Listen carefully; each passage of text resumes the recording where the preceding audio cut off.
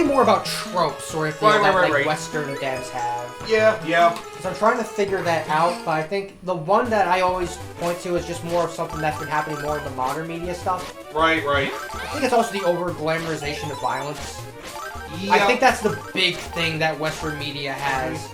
It's the over-glamorization of violence to the point that it kind of just starts being more of a... Right. Well, that's the big thing. I know a lot of frickin' entertainment in general has been starting to, try and aim for people with short attention spans because of the rise of social media and people watching short-form videos all the time. I didn't have anything for that. Oh, wow. And sometimes you gotta think about how you hold on to the enemies. Right. Sometimes you gotta... It seems a lot more later than you think. Right. So you gotta make sure you have the right jump. But yeah, I think that's like the over-glamorization of violence, like, this woke, anti-woke thing where it's just like the two... I think I talked with Coda about this, that's like it's two different extremes of people that think they know what they want, but it's kind of like listening to two very extreme versions that have some good, but also don't realize that they're equally as hypocritical to each other. So it's kind of like two different extremes of dumbasses screaming at each other. Right. I was doing my best Rick Foreman of that. But yeah, it's like that's kind of what it's turned into because we can't really have any reasonable conversation in terms of a middle line. It's just... I mean, that's a different thing altogether, but it's kind of become this sort of... You're on the right side or the wrong side sort of thing, and it's more of a... there is a fine line that some of these things are valuable to have in certain people, and other things are equally as valuable for different reasons, but then there's also extremes, like... One of my favorite films dissecting this, at least from like the male aspect, is Fight Club. If I ever have like a male child that I want him to watch like a first R-rated movie, it'd probably be Fight Club. Just to be kind of like, because if he's a son, it's a Fight Club. Just kind of be like the idea of what this sort of delusional, over-masculine persona can look like if you don't do it right. Because I know...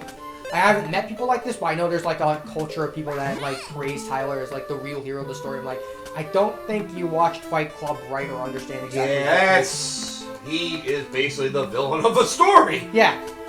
The whole point is that he's crazy. The point is that you go too far in one extreme, people get hurt. Yep. And two different extremes means that, regardless of what you think that side says, go too far in the extreme, you're going to hurt somebody. Somebody will get hurt. Just because he's the protagonist does not mean he is the hero. Yep. Have the protagonist be a villain. I mean... That's the reason why people love Death Note so much. Yeah, that's right. I generally know the story of that. And you can use that to basically make it so that spring stays down. Aha! And you can do this. Not from here, but here. There we go. Forward here. But if you hold an enemy, you can outweigh it still if you need to. Yep. Okay. At least it's not permanently stuck there. You don't want it stuck there. Yeah. Then again, there's nowhere else to take that thing. Why do it any other way?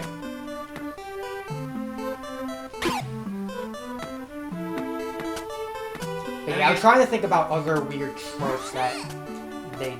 but those two tend to be like the weird ones that I noticed a lot more. And they try to overgeneralize it to the point that, like I said, the big thing about my stories when it comes to my story enjoyment is give me characters that I can enjoy.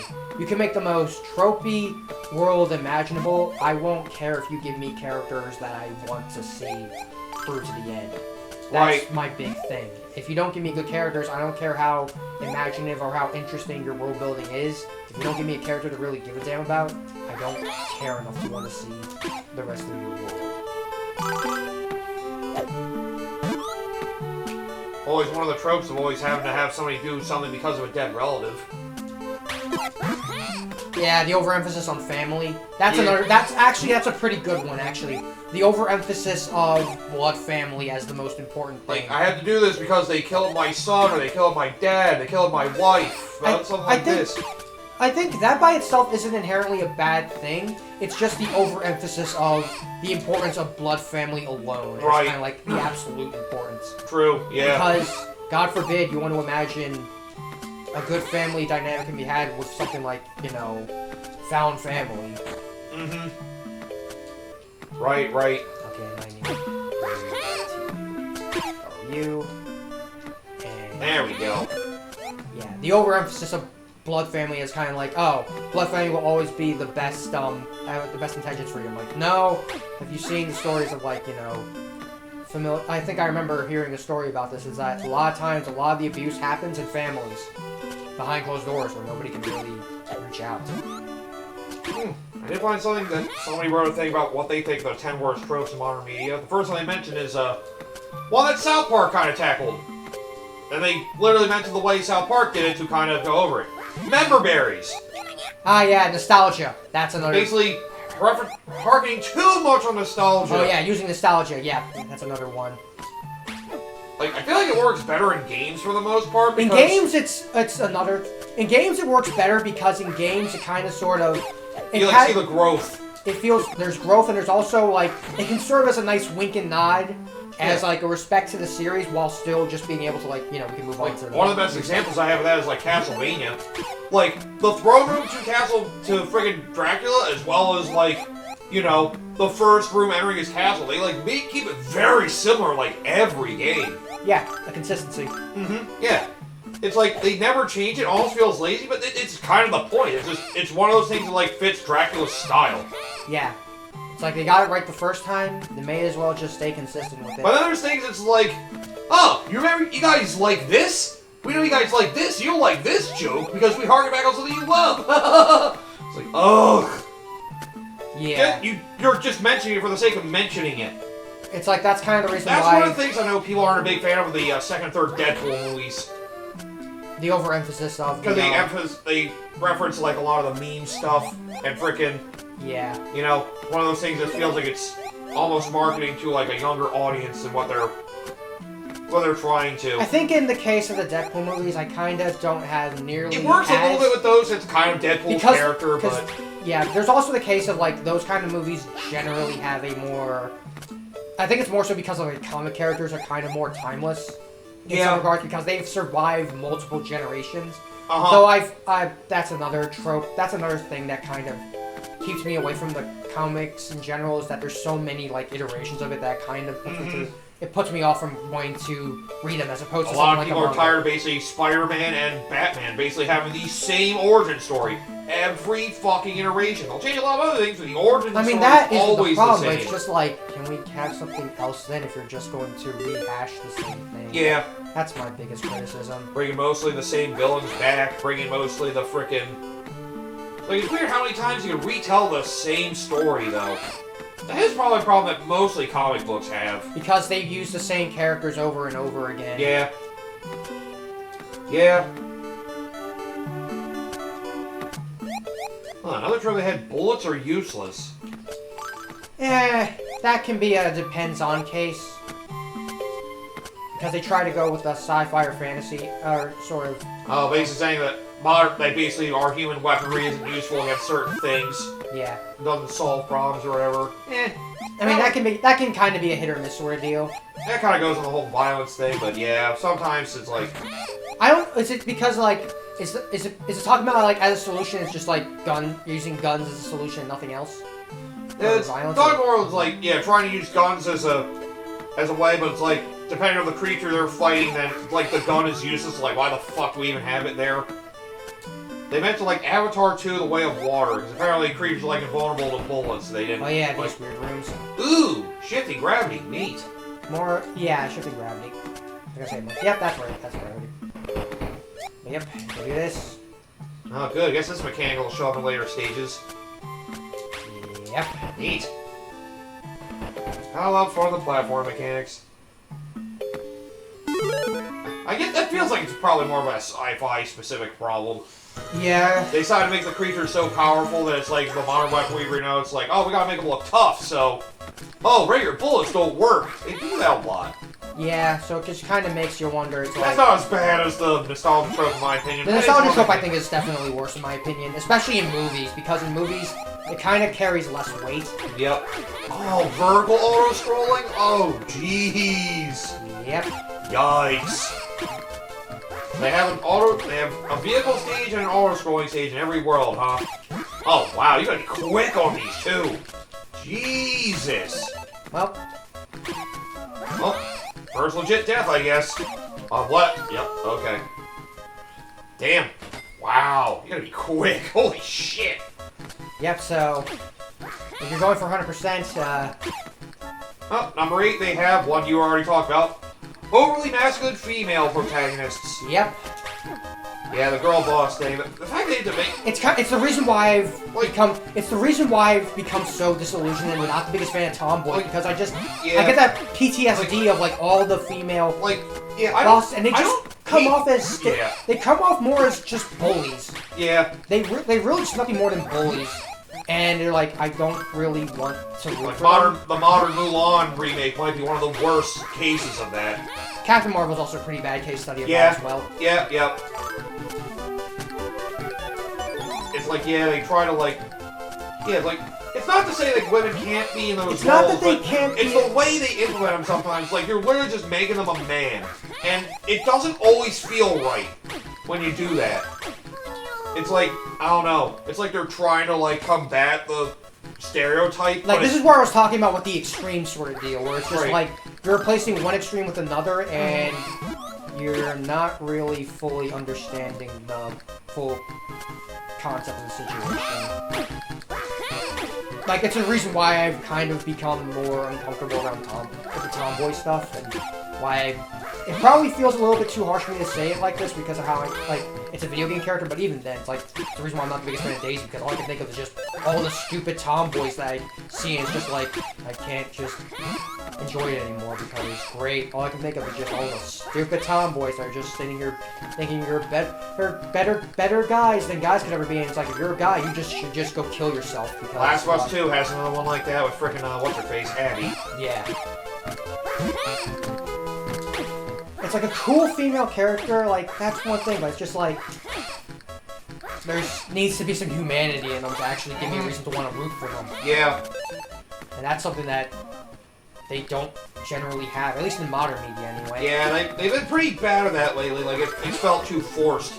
Like, it's not like, it needs to be more organic. That's something they don't recognize. They need to feel like humans. That's it. That's why I've always loved Samus. She's always been a badass female character, but it doesn't really, like, feels like she's trying to, like, you know, trying to be like a man, trying to outdo men or anything like that. It's just, I'm just doing my job. Yeah, nothing it's more, just nothing what less. she is, yeah.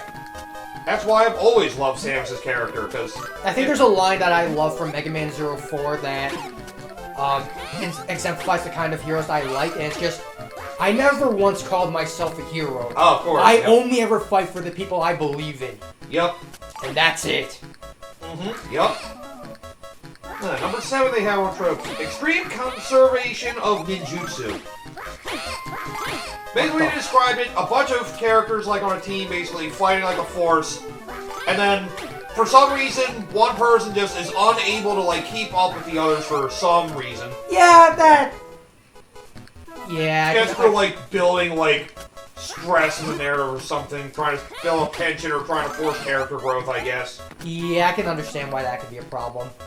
I know it's a big thing in anime. Yeah, that's a big anime one. That's a big anime one, for sure. Which is why I'm a big fan of Black Clover, because it does sort of subvert that trope in a lot of ways. Yep. Basically, the weak one has that frickin' weapon, and yeah, he ends up... The weak person of the group, because of the world he's in, ends up being a lot stronger because he's basically an antithesis to what that world is. Yeah, that's why I'm a big... I know a lot of people don't like Black Clover, it feels like it tries to be like a lot of other shonen series, but honestly, the thing is, it's like, that's kind of its strength, is that it understands what the shonen tropes are like and just basically focuses it to a science. Yep. Like, I love Black Clover. It's honestly, arguably is one of my favorite shonen ever. In some ways, because it just does so much so well. I've never really wanted to get into freaking Naruto myself anyway. I feel like I've seen enough about it, I just don't really care for it, but... because I watched the entirety of Naruto, and even then, like, where I am in Black Clover, I think Black Clover clears it. Bleach is one I definitely want to get into at some point, too. I was started midway through on Bleach, but... Right. I think it's because of, about the ending and how there's a lot of compromises on what's going on at the ending.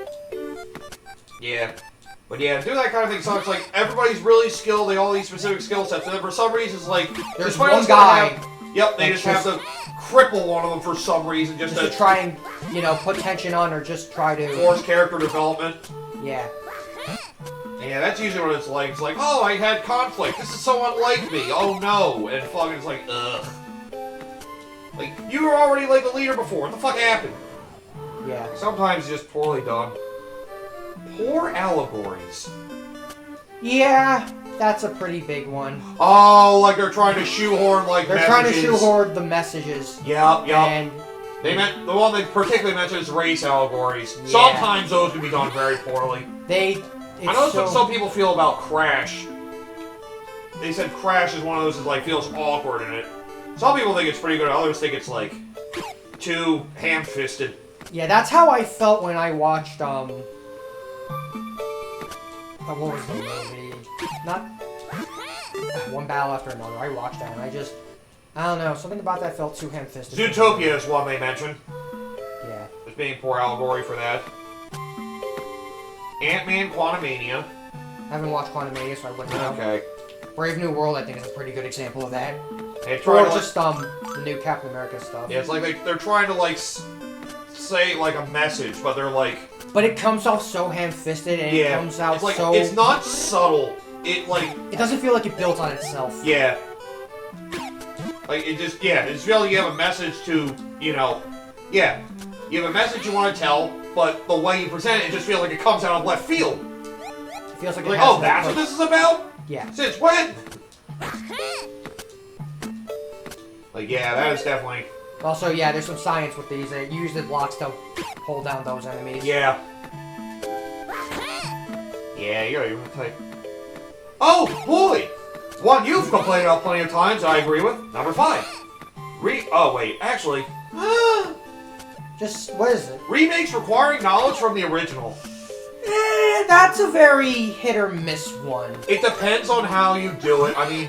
That's a very difficult one. They can, like, sometimes do a twist that maybe if you know the original, you see that and you're like, oh, okay. Or it's like an alternate telling, maybe they wanted to do something different. I know, because that's a very, case-by-case basis. Yeah, because I know there's, like, some movies that have been remade. Having to know the original, though, can be weird. I know some games have suffered from that as well. Yeah. Like, they tried, like, I know some people argue the Silent Hill 2 remake is one of them.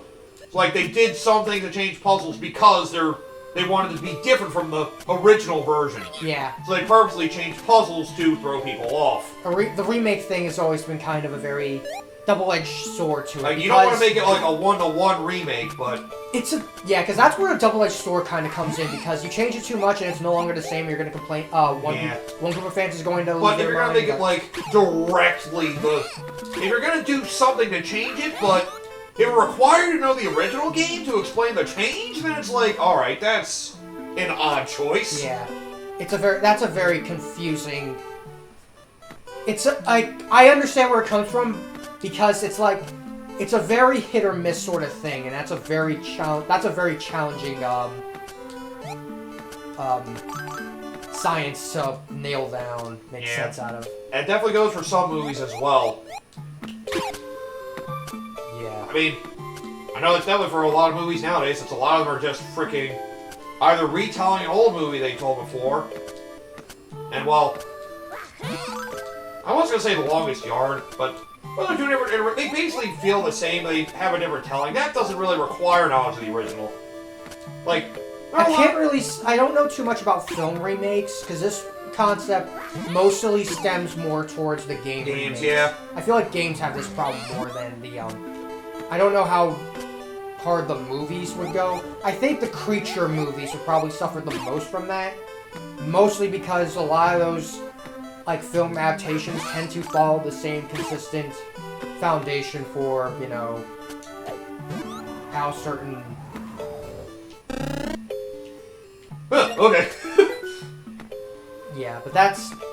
I get the argument. It's definitely... I think it's a legitimate argument. I'm just trying to... Yeah. It's also a very... Problem. But I feel like that's something that I feel like comes more with games, and I can see it in the games. Mm-hmm. In movies, I can definitely see it as a problem as well, don't get me wrong. You did mention one of the movies, Lion King remake. Yeah. There are certain characters you have to understand in the original animated movie, they tell differently in the remake. Ooh. Ah! Another one you hate! Twist villains! Yep. They can be good, but the way some people have done them, especially recently, oh man. Literally just to have them there. They just exist. They just show up in one scene and then out of nowhere they just decide to come back and be like, "It was me, Dio!" Who the fuck are you? They particularly mentioned the Disney movies in particular. Yeah, Disney for this movies one. in particular are infamous for The that. Tangled movie. Tangled is really bad about it. Oh, he said there's a rare instance where it was a real issue was Wreck-It Ralph with King yeah. Candy. That one's actually a good one, though. Uh-huh, yeah. Like, you thought to trust him because you thought he was, like, trying to protect... Another one that a lot of people point to is, from Big Hero 6. I forget the guy's name, but, Okay, yeah. Because the thing about it is, he would have been a great twist villain, but a dialogue choice basically screws it up. Oh. One choice dialogue screws up everything. Oh, jeez. And what could have been a good twist villain turns into a what the fuck? That makes no sense for his character to pull something like that. It's not in his case, it's a case of the twist villain wasn't a bad idea. It was more so Its execution was bad. there's a piece of the execution that makes it questionable to put it mildly. Okay. So that's another big one. I'll say also, Super Paper Mario Dimentio is one I usually frequently mention. It's like, Yeah. they had build-up for him, but it feels like in regards to the story, he was just there, just to change the ending. Yeah. It was like, yeah, the ending was set to kill this character. Oh no, but now he's gonna take the power. We just vanquish him. And just, oh, okay, just gave the opportunity for these two to have a happy ending. Okay. Was there really need for him to be a twist villain at all? Like, I just feel like with that, it was like there wasn't really a purpose to that. Yeah. Oh, okay, yeah, that's what you want to do. Now I see. Yeah, I was gonna say, I didn't know you wanted to grab immediately after you got up there, but, well, that did it. Yep. Now for the bag. Of course. There she is. What an ugly bag. We gotta do something about this racket. Okay, aim for her belly. Throw shit at her stomach, of course. This one's probably one of the harder, annoying bosses. Looks like she would hang out in the background. No, she's in the foreground. Okay. Okay. Oh, she's inflating herself. Oh. You gotta follow the wind currents and they can change. Oh, jeez. You can accidentally fly into her or one of the other enemies around. Ah. So it gets kind of annoying in that front. It does feel weird seeing it zoomed out as well. Harder to see some of the detail in the frickin' sprites. I mean, you can still tell where you are clearly, but yeah, when it starts losing some of the detail from far away, it can get a little hard to see what's going on. It's such a small screen. Yep. And also the last part is the wind currents kind of stay out, so. Again, when I'm on death's door! And I come out on top again. Of course. And it wouldn't matter if I got that hard. Of course. Alright, music up. Now play some good shit again. Stop playing modern music. Oh dear. The townsfolk were suffering because of your singing. Is that what that was? What do you mean? I dreamt of singing the most beautiful songs and spreading peace and happiness throughout the And land. then that red mist came along. Beryl mentioned loving your songs. What? Beryl? Oh yes, I remember. Oh. I tried to sing a wonderful song to Beryl, What about everybody else? but I can't remember the song. Hey Klonoa, could someone be taking advantage of people's dreams? Watch it be the king. Each time I tried to remember the song, a mist appeared, and everything went Oh, quiet. this one's blue. Mist? It wasn't red, was it? No, it was blue. Ah, different mists. Okay. It's like different mists for different areas. A blue mist. Thanks to you, I'm ready to sing again. Now I must practice a new song to sing for Beryl. Good luck, Musica. Thank you. Farewell. Please do it away from everybody else's ears. This thing is like that again? Ugh. Oh? First red mist, and now blue mist. A rainbow of mists. Ooh! Next would be the volcano well. Geobob. Alright.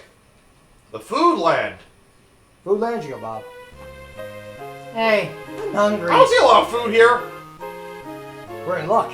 There's a restaurant. Ah. Let's go. The restaurant? Steak would be nice. I want a hamburger. Jeez, eat steaks? Here you go. A carrot. Huh? Carrots? Raw carrots? You're a rabbit-like creature, you should like it. I'm sorry, but Chef Sheeran has disappeared. And there's no food. I had to pick this out of the fields. Not even meat? No, I can't cook that shit. Unfortunately, everything was gobbled up by a huge monster from the mountains. A monster? Yes. Only these carrots are left. He doesn't like those. If this keeps up, the townsfolk will be gobbled up too. A monster with a huge appetite who dislikes carrots.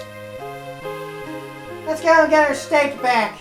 You should really watch his cholesterol intake. What time is it right now? It's like, I want to say about 8:30? Yeah. I think now would be a good place to stop. Okay. Alright, so next time I guess we'll go through Geobob. Yep. The third world of 5. You guys there?